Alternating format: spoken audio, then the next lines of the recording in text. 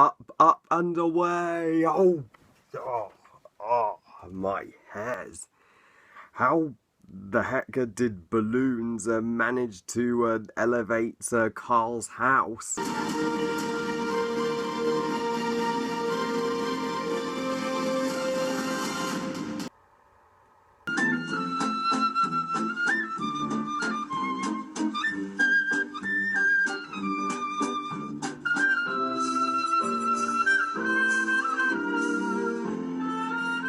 Up, directed by Pete Doctor, who also directed Monsters, Inc., which happens to be my favourite Pixar movie, as well as the other Pixar masterpiece, Inside Out. So, Up is the 10th Pixar movie overall, and tells the story of a happily married couple named Carl and Ellie. They dream of one day going on an adventure to Paradise Falls, and they got the idea from a famous explorer at the time, Charles Mudds. But over the years, life keeps preventing them from doing so, and eventually life just passes them by, and Ellie has become part of the house now, and Carl is old, and he feels like he's never delivered the promise he made to Ellie. So he ties 10,000 balloons to his house, lifts his house up from the ground, and goes to Paradise Falls in South America, accompanied by stowaway kid Russell and a talking dog named Doug, to capture an exotic bird who Russell names Kevin, for Charles Mudds, who plots to have the bird for his own. Those of you who've watched my Monsters, Inc. Reviewer last year will know Pete Doctor is my absolute favourite Pixar director. The dude just knows how to make an awesome movie, and if Up is anything to go by, it is one of the three only animated movies to ever be nominated for Best Picture. I repeat, Best Picture at the Academy Awards, and it would go on to win 2 Academy Awards for Best Animated Feature and Best Original Score, very deservedly. It deserves every single award and every ounce of praise it got. Up is a beautiful film. It's one of the most remarkable and mature movies that this studio isn't afraid to tell a story of riveting drama through animation. This what makes them the #1 animation studio working in the 21st century. No other animation studio, well, maybe the exception of DreamWorks occasionally, but other than that, no other animation studio would have the balls to tell a story like this in an animated movie. And the opening 5 minutes alone, which show the montage of Carl and Ellie's happily married life, it's pure heart-wrenching stuff. That the first 5 minutes of this movie alone deserve 5 stars out of 5. Oh my god, it's perfect opening. It's the movie. It's just, that is landmark filmmaking on its own. When it portrays real life situations without sugarcoating anything, like when Carl and Ellie plan to have kids, but it turns out they can never have kids, and when Ellie's lying in that hospital bed, I think that will make everyone's top 10 saddest movie moments easily. This is the emotional state I was in after the prologue. Oh, no, Ellie, no.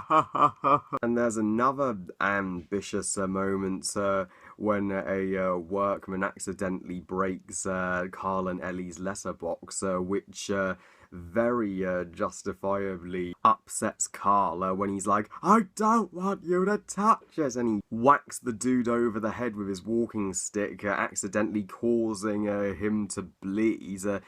Holy shit, that was That was ballsy to actually show blood. This movie should have been rated PG, and the characters are all wonderful through and through. Carl Fredricksen is one of Pixar's most interesting and unique protagonists, being an old man, but he's not a stick in the mud at all. He's full of energy and full of spirits, and just wants to feel young again and live his life to the full, as every old man was.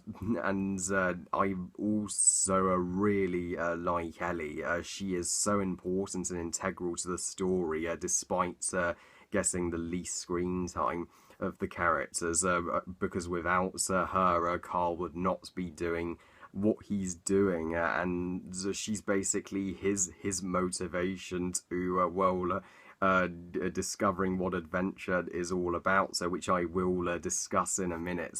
And Russell is a fantastic, hard-working, strong-willed kid character who always assists and sticks by Mr. Fredricksen no matter what, making their friendship feel completely genuine. And by the end, when Russell gets his badge that he's wanted throughout the course of the film for assisting the elderly, I'm like, you earned it, buddy. But of all the side characters, Doug has to be the funniest and most lovable. He provides the fun jokes in a overall dark movie when he's like, my master is smart, he gave me this collar so that I may talk squirrel. Yeah, the squirrel joke is the most hilarious line in the whole movie, but see, he's more than that. He's also a fascinating side character. How he's, to begin with, he works with the villain, but through bonding with Carl, Russell and Kevin, decides to change sides. However, Kevin is my personal favourite character in Up. I love the twist that Russell thinks she's a male at first, but she turns out to be female, and when he's like, Kevin's a girl, when he finds out she's a mother bird with chicks, and she's been cruelly driven from her labyrinth and separated from her babies. Yeah, she's the most sympathetic of all the characters. You really feel a great deal of sympathy for this poor bird, and you're begging Carl to help Kevin get back to her family and postpone his Paradise Fool trip for just a day. And Kevin loves chocolate too. She's chocoholic. What's not to love about her? As for the villain, Charles Mudds, wow. Just wow. What a great villain. Charles Mudds is one of the darkest, most evil and despicable villains Pixar has ever created. He is addicted to finding Kevin and will stop at nothing, and will even go as far as killing any other explorer who gets to the burrs first. And the fact that he's what prompted Carl and Ellie to go off adventuring to begin with, in the twist that he's actually a deranged psychopath, makes him the ideal personal antagonist for an archenemy for Carl. The scene that scares me the most from him was when he literally burns down or attempts to burn down Carl's house so that Carl will willingly give Kevin away. That shows the full extent of his cruelty, and here's a pack of dogs led by Alpha, a ruthless and fearsome Doberman who has a hysterically funny joke that his voice is really high-pitched like this. They don't just get great comedy out of these dogs, but you do not, I repeat, do not want to get on the wrong side of them.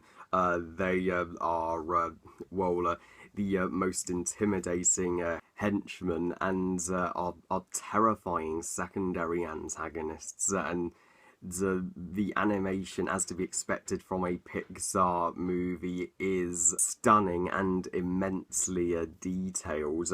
And the interesting thing about the animation is that Pete Doctor and the Pixar crew actually went to Venezuela in South America to do research for art. They researched the cliffs, the waterfall, the rocks, the jungle, and you can clearly see that in the landscapes in South America in this movie. They brought South America to life on the big screen just excellently, and as someone who's never been to South America, this made me want to take a holiday there one day, because it's a absolutely fascinating world to explore, and this is probably the third Pixar movie, thinking about it, that Michael Giacchino has scored. Damn, he's popular at Pixar, but this score by him is a marvelous soundtrack, and I'm not complaining that it won Best Original Score,